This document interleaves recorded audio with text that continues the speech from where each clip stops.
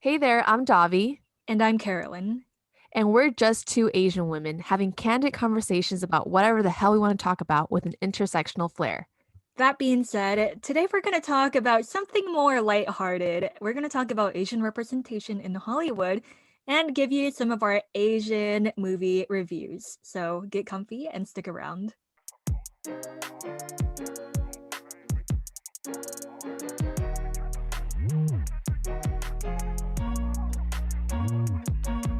Hello again, everyone. Welcome back to Just Two Asian Women, the podcast. If it's your first time here, my name is Carolyn. I'm Laotian American. I have two dogs, and I was born and raised in San Diego. Hey everybody, I'm Davi. I'm Cambodian American, and I've fun fact is that I've had to learn how to speak Spanish so I can teach math in Spanish, and I was raised in Long Beach. Davi and I are gonna take a break from like the serious topics we've been talking about, like BLM, though it's like super important. We need a break. So we watched a couple movies this week and we're going to critique the shit out of them and also touch on Asian representation in Hollywood for some Yes. context. So how do you feel about Asian representation in Hollywood as of right now, Davi? I think it's better and it's necessary. Historically, it's been really awful, right? Having like white people play Asian people with like really small eyes, but it's starting to gain some nuance in, especially like with rom-coms, like with Always Be My Maybe, Crazy Rich Asians. So there definitely is a lot more, but still like because I see there's a demand, but still kind of problematic. But yeah, what do you think about Asian representation in Hollywood? I feel like it's totally needed. And what's sad to me is that a lot of people don't understand how important it is? Hmm. Like, my dad, he's never going to talk about like representation in media or all of those social constructs. But every time he sees like an Asian person on TV, like an American TV, Hmm. like I could tell he pays attention because it's just a natural instinct within us. Like you see someone who looks like you being successful and sharing like their narratives and stories on the television or whichever media you watch the media on. Hmm. Like it touches you a little bit. You're like, oh damn, that's so cool. And It is. white people dominate the Hollywood media space.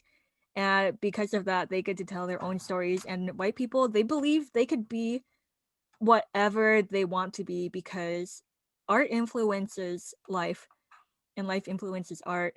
Hmm. Whether you believe that or not, it doesn't really matter because it's true. It is true. Mm-hmm.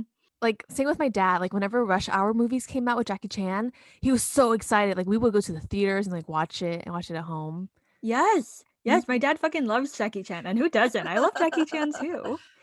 It's like white people grow up believing they could be whatever they want to be. And you Mhm. can. White people, you totally can do whatever you want. Yeah. Good for you. Because you watch TV, you could be a student, you could be a teacher, you could be a whore, you could be a doctor, you could be a murderer, you could be a victim, you Yes, could white be people have played every single role yeah, imaginable. yeah. But for me, I was growing up and there was like I was just like I don't know, I barely saw an Asian face. Like my childhood, Hmm. the closest it ever got was like, "Oh my god, a Mulan, I love that movie." And then Brenda Song, shout out to Brenda Song. Yes. Cool. And then Katara, I was like, oh my God, a brown girl. Yes, Not Katara. a light skinned girl, but a brown one. Yeah. And it's like I struggle to find people who represent me specifically because even though it's better now, it definitely is, and I appreciate the things that they were doing. It's very East Asian. What's the word? It's very dominated with East Asian actors. Oh, absolutely. I think there definitely needs to be so much more room for Southeast Asian representation because all the Yeah. movies we're talking about is going to be like Korean, Hmm. Chinese, and Japanese.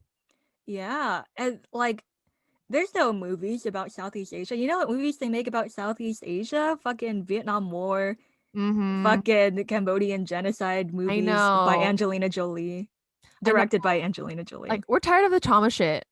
Yeah, I'm all like, can I?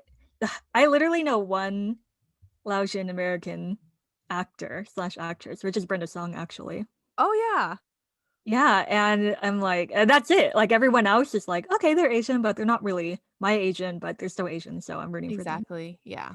With the way Asian Americans are becoming even more outspoken, the trend is only going to get more positive with telling our stories. Yes. You know, my dream career was when I was a kid What? to be an actress. No way! Yeah, I still do. That's so cute. I love that. Yeah, I hope you get to be one. That'd be amazing. I know.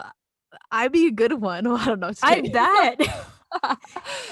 But like, I'm like, bro, y'all want me? Y'all need me. You need me. Yes, we do need you, Davy. You know what I wanted to be when I was a kid? I wanted to What? be a director. Oh, Yeah. wow. But you know what? Okay, someone close to me, I won't expose them, but Okay. I told them I wanted to be a director. I was literally like middle school or some shit. I'm like, I want to be a director. And they're like, do you know how many female directors there are? And I'm Wow. like, no. And they're all like, well, there's not a lot and they're not very successful.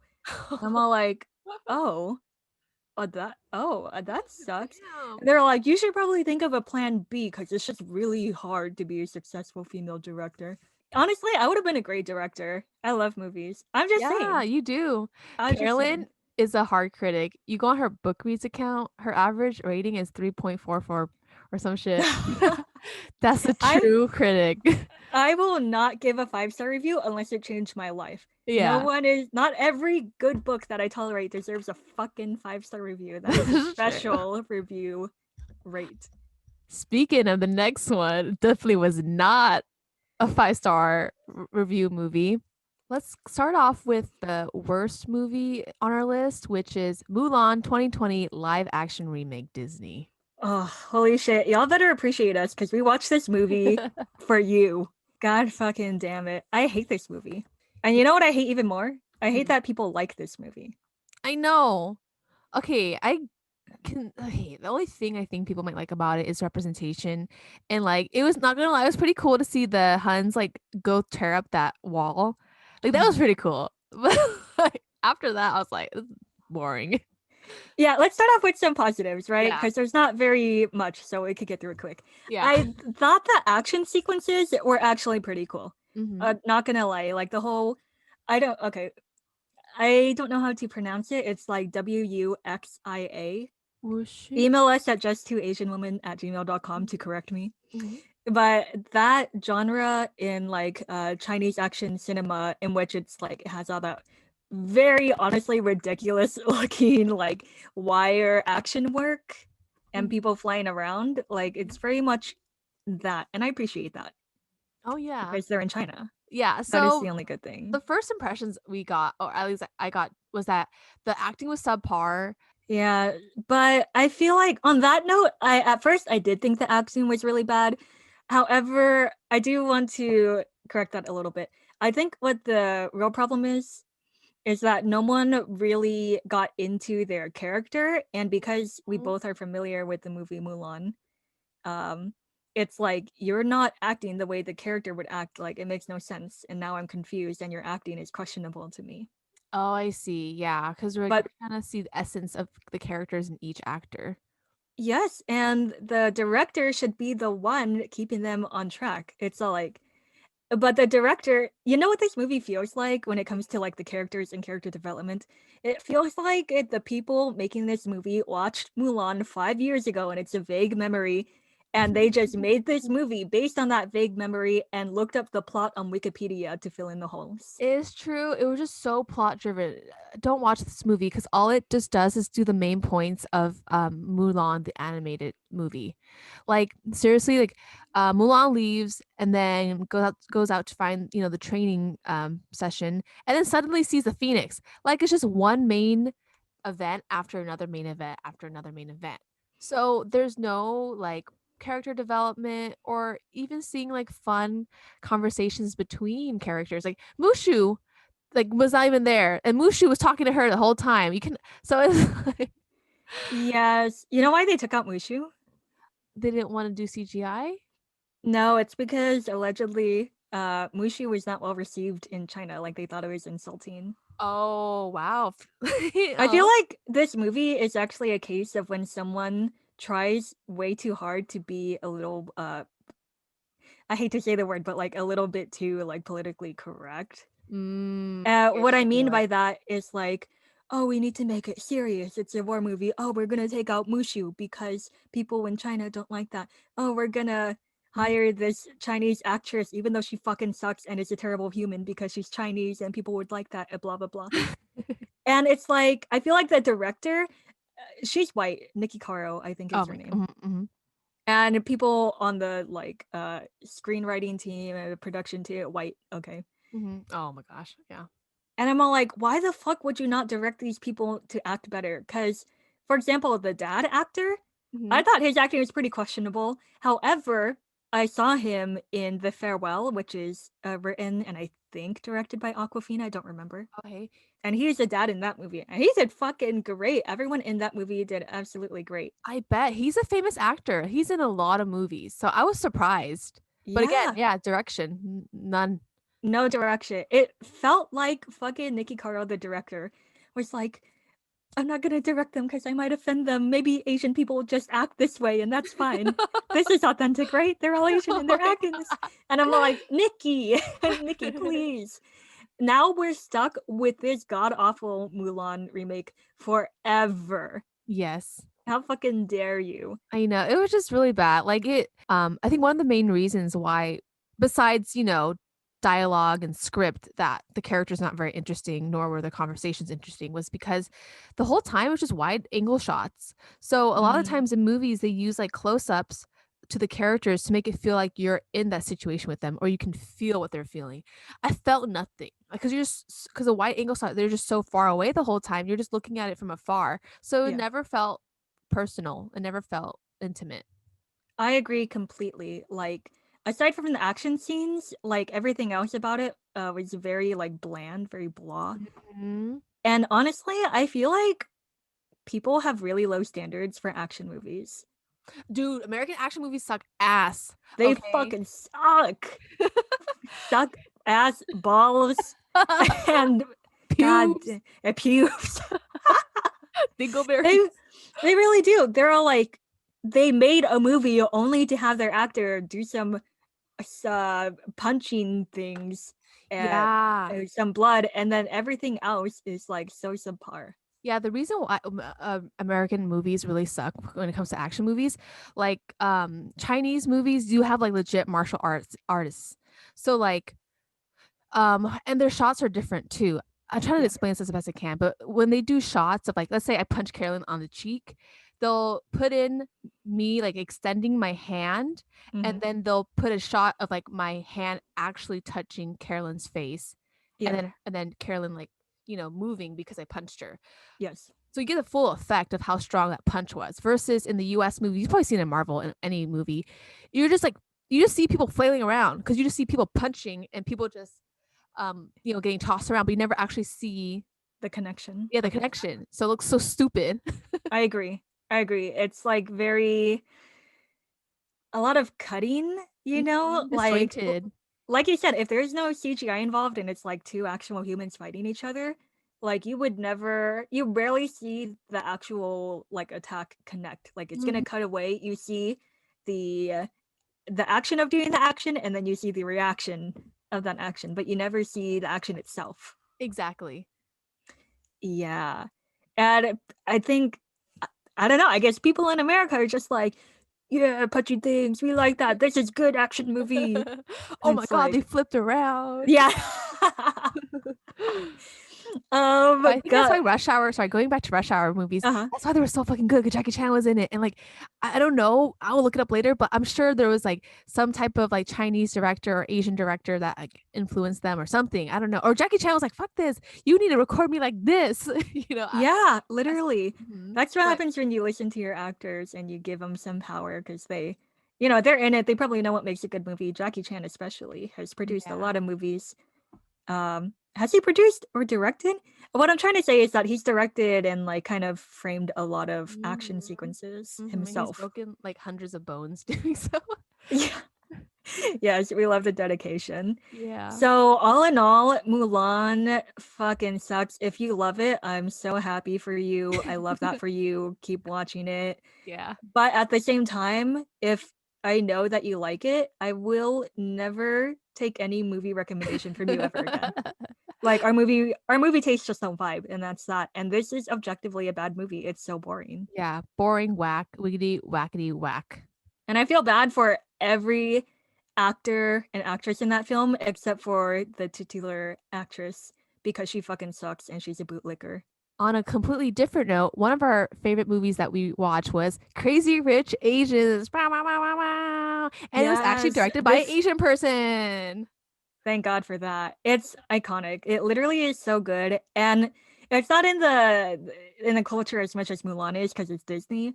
Hmm. Crazy Rich Asians, summary from Wikipedia. Movie follows a Chinese American professor, Rachel Chu, who travels to meet her boyfriend, Nick Young, his family, and is surprised to discover that they are among the richest in Singapore. Yes, I remember when this movie came out, I was like, "Oh my God, it's Constance Wu. She was in the other TV show.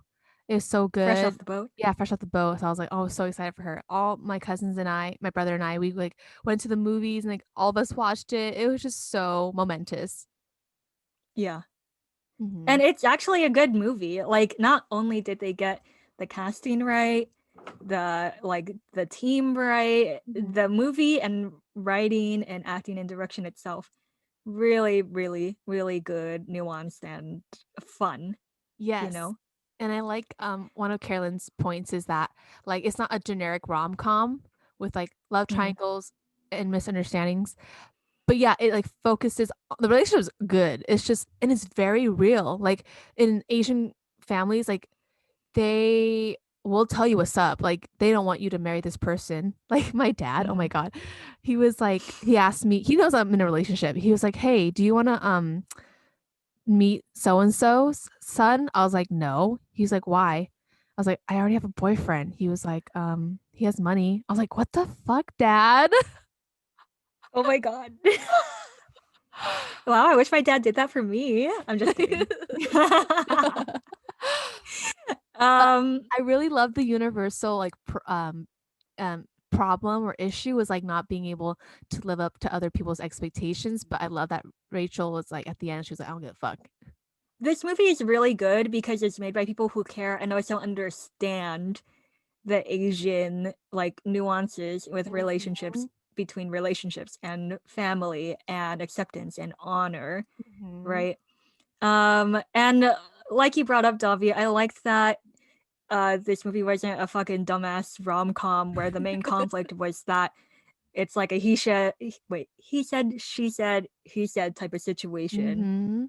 It's like their relationship is really cute and strong and bomb. However, when you bring family into it, that's when it gets fucking hard. And they did that really well. And like family and like Asian American relationships, it's very, very relevant, right? Yeah, totally. And I also really liked that they also address racism like in the very beginning scene when the young family it, goes to the hotel and like the worker was like, "You can't come here," da, da, da. And then I guess the owner like hands the young family the keys to the hotel or whatever, and then like she was like, "Go clean the floor," and he was like, "Oh shit." That is like the biggest like immigrant Asian flex ever. Yeah. Like any immigrant Asian parent who sees that, they're like, oh, I wish I could have done that to my fucking racist boss back in the day.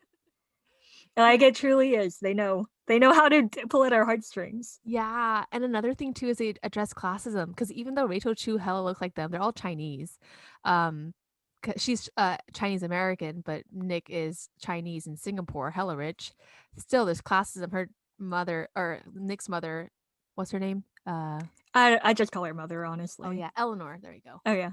Uh, uh, Eleanor, sees Rachel as like low class, even though she's a fucking professor of economics in the East Coast. Hmm. And it's just crazy to me. It's like, Actually, to add on that, I uh-huh. actually feel like Eleanor, who's the mom, sees Rachel, who's the girlfriend, main Mhm. character, sees her as someone who could never like mesh well with the family values that Oh Eleanor has yes, instilled with the family. that's Like right. in that staircase scene where Eleanor Oh, was basically let me just give you a rundown of the scene. Rachel's like, "Hey, what's up?" Eleanor's like, you will never be enough for my son, and you're not shit. So stop even trying. I will not accept you into this family, and I will do everything in my power to get him Yeah. to the whole like acceptance thing in like the Asian diaspora, the theme of like wanting to be accepted like within your family or amongst your peers, uh but then not getting that acceptance because no one likes to talk about their feelings, especially Asian elders never talks about their feelings. Mm-hmm. Like, you think my dad would ever sit down to me and be like, we love you so much, Carolyn, we are so proud? Hell no, he would never say that to me. And I maybe some non-Asian people listening to this might be like, what? That's so weird. No, they don't say it like that. They don't say it out loud. They're traumatized, okay? They had Yeah. to at least these parents. Like Eleanor, I don't think she's traumatized, but she learned Yeah. it from her Asian parents. Anyway, Yeah, for sure. Oh, like they will do it through action and nuance. exactly. But which is really cool because you actually got to saw like the older generations, then you get to see the young generations like Rachel choose. I just thought the actors, it was so funny, like ridiculously funny, like Aquafina or the cousin who's like, it's about time somebody stood up to Auntie Eleanor, but not me, no. Yeah, Yeah. yes. And, like just the vibrant costume set design, it was incredible to see all that wealth and like Mhm. this in Singapore and just all the crazy cousins on Nick's side. It was just oh my god, I couldn't stand them, some of them. Yes, that's what's great about the movie. It's fucking fun. Yeah. That's what's missing from Mulan live action. It literally has no Mhm. heart. It's not fun at all. Anyway, I'll stop talking about that. Oh, I love Astrid's story. She's a badass bitch. Okay, rich, but with an insecure ass, home wrecking ass husband. He was so bad. He Yes. was awful. Astrid is the cousin of Nick Young, who is the boyfriend, and she has her own little arc within the movie. Hmm. It's pretty small. I actually wish they like had more screen time for her because I thought it was so small. But I get it. The movie was already 2 hours long. But anyway, Astrid is fucking awesome. But like, how sad is it that you could literally be successful, rich, smart, kind, generous, uh, Beautiful. beautiful inside and out, and you still fall prey to a loser ass man. A loser. A Yeah. fucking loser. And I know you know women like that, women who are amazing, and you meet their partners and you're all like, what the fuck is going on? It doesn't have to do anything but looks. It's Yeah. about values. And I'm glad she was able to leave her stupid ass husband in the end. Like, good for her. But I felt like she was with like, you know what a pick me woman is? Mm-mm, what's that? Basically, a pick me woman is a woman who puts down other women and does things only for the validation of men. Oh, are you saying she is or No, no, I'm trying to make a comparison. oh So okay, that's a okay. pick me. And like losers who are with like successful women like that and the women agree to be with them, I feel like the men, I call them fix me's Oh, okay. because the successful women are there and they think they're gonna fix their stupid ass husband or partner and the husband accepts it. They're all like, yes, I like this attention and the power I have over you. Oh my Fix me. goodness. Yeah, but he realizes like she hides jewelry from him because he'll be embarrassed that she makes so much more money than him. But I love her scene. She goes like, she realizes he cheats on her, and she says, like you're a coward. Like you gave up on us. Like it's not my job to make you feel like a man. I can't make something you're not. I was like, oh Ooh, the burn. damn. Damn, that was fucking good. Yeah. I do want to talk about this one iconic scene, which is the mahjong scene between Rachel and her mother-in-law Eleanor. Basically, at that point, Nick had proposed to Rachel, and Rachel tells that to Eleanor, and this is news to Eleanor. She's all like, "The fuck?" And they're playing mahjong this entire time, and Rachel was like, "No, don't worry. I turned them down, and I did that because if I married him, he would be willing to leave your bitch ass and the whole family. And I could have done that, but I said no because I didn't want him to lose his family. Hmm. So, in that regard, I kind of tie it back to the second scene in Crazy Rich Asians, in which Rachel is teaching game theory and she wins the game because she plays to win, but Hmm. her opponent plays not to lose. Oh, And that's I think Eleanor, the whole time, she's playing not to lose her son. She doesn't want to lose her wealth. She doesn't want to lose uh what the familial tie she built in her family because her husband is working the whole time. Mhm.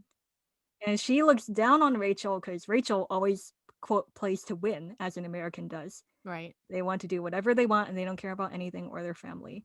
That's why that's why Eleanor never likes her, because she will never be able to make sacrifices for her family. Mhm. But in losing, quote unquote, um, technically Rachel is playing to win still, but she proves to Eleanor that she's willing to make sacrifices. But yeah, that was like a very beautiful like, message. And Yeah. also, oh, that made me cry because she told Eleanor that like Nick is going back to his family, and she says it will be because of me, a poor person raised by a single mother, low class immigrant nobody. And then she plays her hand, and then she leaves, and her mom's there, and I start fucking crying. Oh yeah.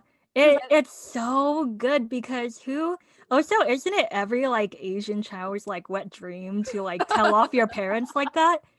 It'd be yeah, like boom bitch, fucking telling it to your face, you're a bitch and I right. hate you Like and we're leaving. any like relative who's I felt like that when I was a kid. Like my I don't know, like I have this side of the family who is a little bit richer and like more light skinned, and my aunts they would be like, "Oh, you're dark, but you're pretty." You know, I just felt different. Like I just felt like not I felt like that, like low class. I felt like, being so I cried. I really connected with that. I was like, "Oh shit. Yeah. Fuck y'all." It's so good. There's also okay, this is gonna be my last point. The Okay, whole okay. theme of jewelry meaning acceptance in the movie. Mhm. So in the end, Eleanor gives her her engagement ring or her wedding ring, I forgot which one. Mhm. Eleanor gives her engagement ring to her son Nick so that he could propose to Rachel, so Mhm. that Rachel knows that Eleanor accepts her now. Uh, Yeah. that's the whole point. And like I said earlier, no Asian parent would ever say to your face, I accept you now and I love you. And the things that you said, they would never, Never. never, ever say that. You know what they're going to do? They're going to do a nuanced Action. action like that to show you that that's what they mean. And let me tell you, would it be better if they could just say it to our face? Of course it'd be better. But we work with what we got, right? Yeah. So it's just a really, really, really good, thoughtful, nuanced movie that's a lot of fun. Really great actors, and you could tell everybody on the set had fun and everybody on the set Mhm. cared about this movie. So we talked about Mulan live action, regrettably. We talked about Crazy Rich Asians, which is iconic. We love that movie. But we would be remiss if we didn't talk about the head honcho himself, Hayao Miyazaki, who is the founder and director, or at least the head person at Studio Ghibli. And for this podcast, I want to talk about their movie Spirited Away, which is released in 2001. And to give a quick summary of Spirited Away, taken from Wiki, by the way, it tells the story of Chihiro, a 10-year-old girl, while moving to a new neighborhood, enters the world of kami, or spirits of Japanese Shinto folklore. After her parents are turned into pigs by the witch Yubaba, Chihiro takes a job working in Yubaba's bathhouse to find a way to free herself and her parents and return to the human world. So, I guess to sum up this movie, it's very upon first watch, and as you know, an American who's not accustomed to kind of like the mysticism and the very strong creature like motifs in religion, as it is the case in Japan, because Shinto is one of the main religions in Japan. It comes off very surreal and very whimsical, but at the same time, really charming and thoughtful. And I feel like full of respect and love for the story, Mhm. as most Miyazaki movies are, Yes. because he puts a lot of time and effort into the movie. Yes. Um, When I first saw this, it was hella confusing. So I would love it if mhm. Carolyn breaks some shit down, because Yes, of course, of course. So I think the whole movie is basically about kind of like transitional phases and the growing pains that come along with it, right? Chihiro in the beginning, she's a whiny ass 10-year-old, which is reasonable. She's 10 and she's moving to a new place that she didn't want to go to. That's totally fine. Very like Riley, who is the main character from Inside Out by Pixar. Mhm. Like, um, and everything when you're a child and you're moving and transitioning into childhood to adulthood, it seems like it's coming on so fast and it's really confusing, but you just got to do what you have to do to survive while you're trying to figure everything out. And I think the movie is literally that, right? Like she's a whiny ass person, 10-year-old, and then she gets trapped in this weird spirit world. Mhm. Uh, and she's told that the only way to stay here and basically survive is to work for Yubaba, who is basically the fucking CEO of the bathhouse, you know? Mhm. And if she doesn't do that, she's going to be turned into an animal, which is not what she wants. She's basically going to be useless and lose her humanity if she does not work. And I feel like it's very relevant to when you're transitioning from like maybe like college age to kind of like your out of college adulthood phase. Yeah. Because what do you do after you finish college? Like you don't take time to like chill. Some Go to people do, and good for you. right. But I think what most people do and what they want to do is that they want to work. Yeah, they go straight into work. By needs base or by like I want to have money base. But either way. Yes. Yeah, and work, I think it's maybe similar in Japan. I try really hard not to look at this movie from a very Western point of view Mhm. because it's literally a Japanese movie. Mhm. But it resonates in America, I think, for not only because it seems so weird, for lack of a better word, Mhm. but because beneath all that, it's a story that we could all relate to, especially Asian Americans, where a lot of our value is derived from the hard work we put out, right? Mhm. I have never met an Asian American that is like, I don't want to work. I just don't know. I don't want to work. No, you want to work. I know you want to work. You want to have a job. And it's good to have a job. But I feel like hard work is one of the pillars of uh the overarching theme in Asian American Yeah, places, right? especially immigrant Asians because like that's if you don't really know the language very well, like well you what you do know is working. Like my mom's side was like farmers, so literally farmers work almost all day. Yeah. Mhm. And it's like now that you bring that up, that's a really good point. You can make the same comparison like the immigrant Asians coming to America and all they know is that people are telling them they need to work so that they can survive and if they don't work, very bad things are going to happen. Mhm. Very similar to Chihiro in Mhm. Spirited Away. She Yeah. goes there, she's all like, "What the fuck? This is really scary and traumatizing. Mhm. Everything's so different and new and what?"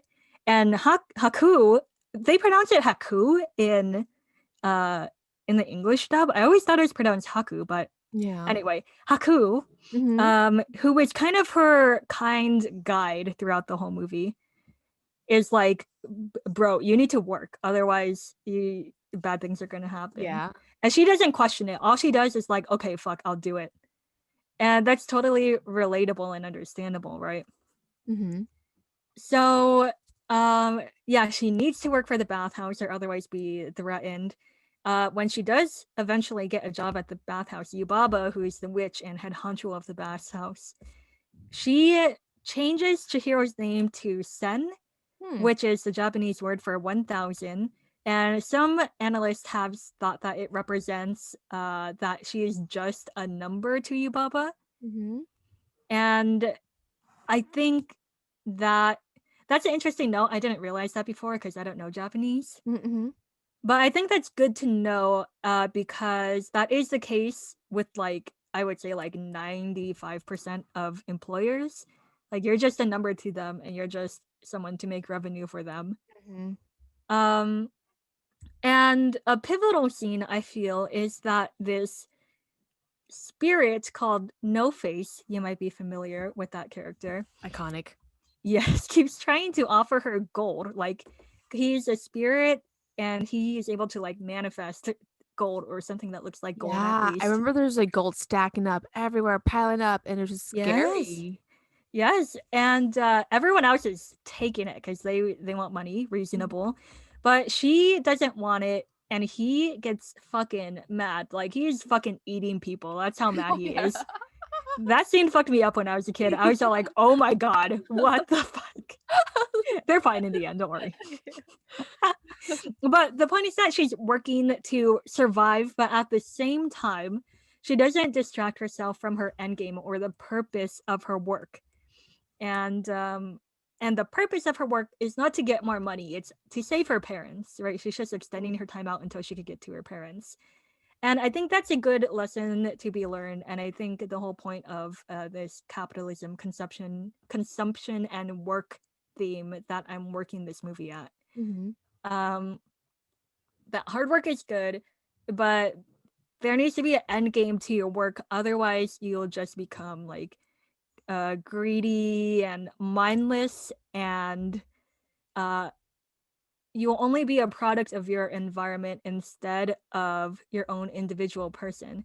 And the reason why I bring up the product of your own environment is because No Face himself, the spirit, or yeah, No Face, he seems so like different throughout the movie, but that's because he reflects the environment that he's put in. No wonder. That makes sense Mhm. because he has no face, Yep. meaning he's putting a face for every interaction or setting he's in. Wow. Yeah. So when he's in the greedy bathhouse, which is literally just consumption, work, blah blah The blah, enemy. money, like he goes in there and he's all like, money, consumption, I will give them lots of money, they will like me, and I shall consume. And he consumes. He consumes a lot. If you That's watch the movie, you funny. know what I'm talking about. Yeah. And the very last thing I want to bring up about this movie, because it's about transitional phases and growing pains, one of the growing pains most people have to go through is uh, transitioning into the workspace. The other thing I think a lot of like children are confused about when they're in a transitional phase is like the blurred lines between good and bad. I think a big reason why this movie might seem confusing is because there's a lot of gray space everywhere, especially with all the characters that Chihiro interacts with. For example, when Haku comes in, the very first scene, he's very warm and he wants to help Chihiro. And then he becomes very cold. He's very hot and cold with Chihiro. He's doing that to protect her, but that's one of the ways that the characters all seem to be all across the spectrum of good and bad, right? Mhm. Um, Chihiro meets the Boiler Man character. I forgot his name. But at first, he's very distant and uncaring and cold. Like she goes in there to ask for a job. He's all like, I don't give a fuck. But then in the end, he's a very grandpa figure. And especially with No Face, No Face seems like a very regular, like non threatening character. And Mhm. then all of a sudden, he becomes basically the secondary antagonist of the movie by eating people and chasing Chihiro around the bathhouse. But then towards the end, he's totally fine. Mhm. And it's also kind of shown with Yubaba and her twin sister Zaniba. Yubaba, who is literally the antagonist of the movie, she's like a bitch and like she just cares about money and shit. Whereas when Chihiro goes to visit Zaniba, who is Yubaba's identical twin sister, she literally wears the same clothes as Yubaba. Zaniba is a I want her to be my grandma. That's how great Zaniba is. Like that scene of Aw. her in the cottage with Chihiro and all of her friends literally is so sweet and heartwarming. So, all that being said, I think Spirited Away tells a really good story of children, and not even children, like even adults too, who are still confused about the world. Tells a really good story of how you could keep your individuality and spirit and heart, even though everything seems so scary and confusing. What's another synonym for confusing? Perplexing? And perplexing, thank you. That's why I love this movie so much. It's my favorite Studio Ghibli movie Aw. because it's so nuanced. And definitely, as someone who is not from Japan, like it definitely takes like at least 2 viewings to really understand it. The first time is the shock factor. You're all like, Yes, you're just like these taking it in. You're like, what in the world? you just need to take it in. These fucking spirits are like ugly and weird, uh, Unpredictable. and unpredictable. And then the second time around, you're all like, oh, interesting. And the way I like to tackle movies, like everything has a reason. Every scene has a reason.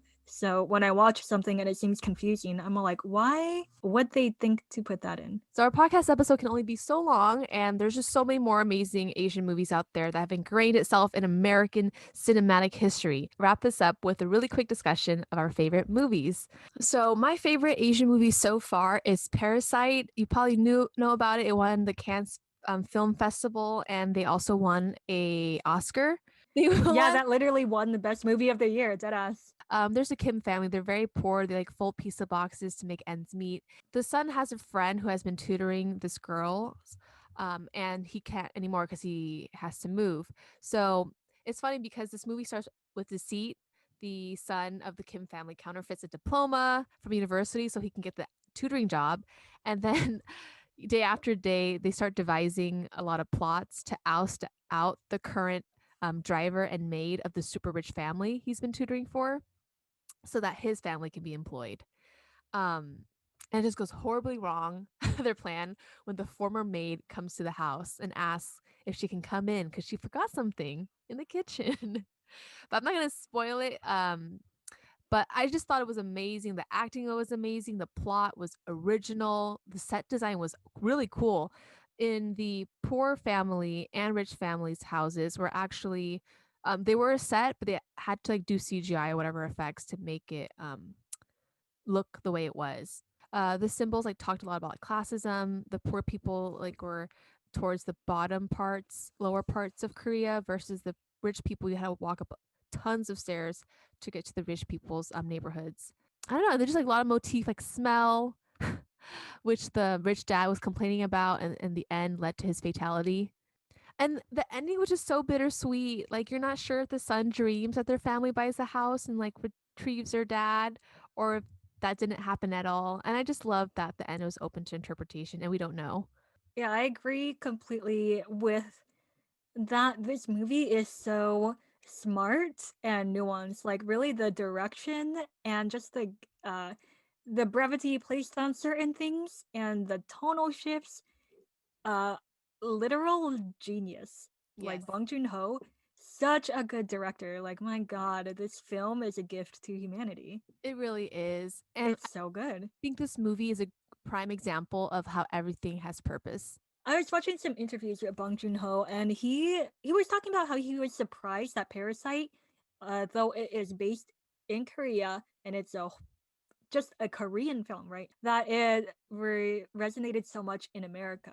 So much it won the motherfucking Oscars best movie of the year. He said like, "Oh, but I've directed like basically like American movies." What I mean by that, like American actors, all English, blah blah blah. Oh, I He's see. directed like American movies before, like Snowpiercer is the one he brought up, and he was all like, and that one was about class and classism. Mm-hmm. But Parasite was the one that uh that caught the American mainstream attention. Yeah. And to that I say I did watch part of Snowpiercer. Mm-hmm. Um and I think the reason for that is because Parasite is way smarter and more entertaining about the way it tackles class and classism. It was just so you didn't know what the hell was gonna happen.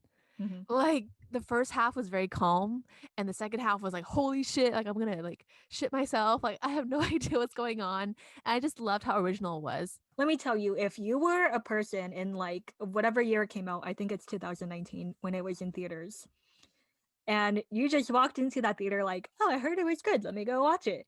And you came in blind, not knowing anything besides Mm-hmm. that it was a pretty good movie. Oh my god, the experience you had in that movie theater seat. Like you were just your butt cheeks were clenched the whole time. The movie was so fun and funny, but at the same time, fucking Terrifying. terrifying. And good thing Carolyn balances me out because she recommended Shaolin Soccer to me and I was cracking up. Yeah, I'm glad you liked it. Shaolin Soccer, that is an old ass movie. And when I say old ass movie, literally 20 years ago, where 2021, this movie came out 2001. Directed by Stephen Chow or Stephen Chow. Stephen Chow, my god, this guy is fucking hilarious. Hmm. This movie, I chose this one as my favorite Asian movie. It's a Chinese movie Hmm. and it's just so ridiculous. It's so stupid, and that's what I love about the comedy. It's Hmm. so out there. You know what I hate about comedies? I hate it when they just make like stupid dick jokes or something, or like weed Yes. jokes or How drug jokes. how this And is I'm all like, different. haha, you think you're edgy. You know what energy that gives me? It's like when you play Jackbox with your friends Hmm. and there's always that one friend who answers all of the fill in the blank questions with a Like, stupid sex joke. yeah, exactly. It's like get new repertoire, dude. I just love things that are just out there and free and stupid. Yeah, like this one was just like funny. I felt like a kid, you Yes, know? yes, that's what I love about it. And even the acting was good and the characters were good, even though it Mhm. was like funny, very satirical, I would say. Yeah, very satirical. Like they sometimes they be some people like, "Oh, my dream was to be a singer." And then some like, "It's a guy as a singer. That's stupid." And then, like the other person in the room would be like, "I singing is awesome." And they just start singing and it's Yes, so funny. It's like your little yes, kid. It's like seeing little kids play with each other but as adults. yeah, And yes. That's I a good was way sh- to describe it. I was shocked. The effects were really good Yeah, especially for that time, like they still for 2001. Yeah. yeah. Oh yeah, I was questioning like what is my favorite Asian movie? Like Asian American movie or like Asian and Asia movie? Mhm. Um and I really did like Parasite. That is like in my top Asian movies for sure. Top movies like ever. Mhm. But I had to choose Shaolin Soccer because I like to feel happy sometimes. Yeah. And this movie makes puts like the dumbest smile on my face. Mhm. So I would highly recommend if you can appreciate like a good funny comedy. It's in English dub if you want to watch an English dub. On It has YouTube. subtitles, of course. We bootlegged a free version on YouTube. It comes in parts. Mhm. Good old days. The good old days. I used to watch anime like that. Oh my god. Uh, but that's my favorite Asian movie. It's Mhm. I couldn't recommend it anymore. But thank you, Davi, for talking about all these movies with me. Yeah, of course. It was good. It was a good fun, a little good break from our more serious topics. We're gonna wrap up today's podcast here. And we want to hear from you. Like, so what are some of your favorite Asian movies? Do you have any recommendations for us? You can send us your opinions, questions, and thoughts at justtwoasianwomen@gmail.com. And you can find our podcast on Spotify, Anchor FM, and YouTube. Thank you so much for listening to our podcast. If you enjoyed it, please share it with your friends. That would be awesome. And you'll hear from us again next week. My name is Davi. And I'm Carolyn, and we're just Just two two Asian Asian women. women. Yay!